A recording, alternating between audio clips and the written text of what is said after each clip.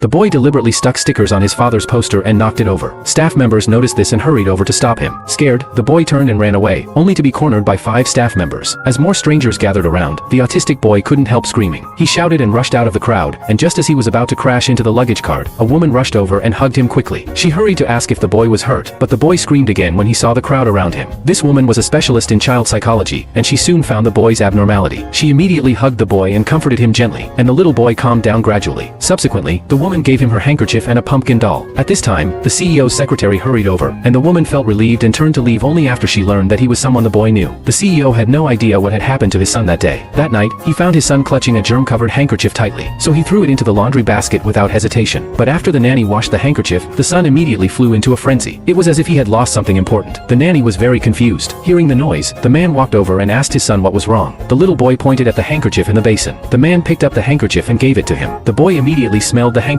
only to find that it smelled of nothing but laundry detergent. He angrily threw the handkerchief aside and rushed back to his room. The boy acted oddly because the handkerchief carried the woman's scent. She had saved him, and her smell brought him a sense of comfort. Yet the maid had washed the handkerchief clean. The next day, the man noticed his son woke up an hour later than usual. This made him feel something was wrong. He thought the boy had a fever, but the thermometer showed that his temperature was normal. Then he checked the boy's diet again, but still found nothing amiss. The man mistakenly thought that his son's autism had worsened, so he immediately called his secretary and told her to take the boy to the children's hospital. When the boy was sent to the hospital, he screamed in fear. At the same time, the woman had just arrived at the hospital to start her work. When she heard the boy scream, she walked into the room curiously to check what was going on, and she found that he was the little boy she had saved the previous day. The woman stepped forward and greeted the boy. She noticed that the boy did not like playing with car toys, so she invited him to go to another room to play with her, and the boy, who usually never interacted with strangers, accepted her invitation. The man's secretary was shocked instantly. After arriving at the other room, the woman took out 2 lollipops. She communicated with the boy gently, hoping to learn about his condition. The man got a message from his secretary and rushed to the hospital at once. He pushed the woman aside and checked if the boy was hurt. The woman was upset by his rude manner. He ignored her completely and took the boy's hand to leave. The boy refused to go and pulled out a friendship card, hoping to be friends with the woman. The man snatched the card angrily, for he had never received such a card himself. Outside the ward, he asked why the boy liked the woman. The boy held up the handkerchief given by her and said it smelled like his mother.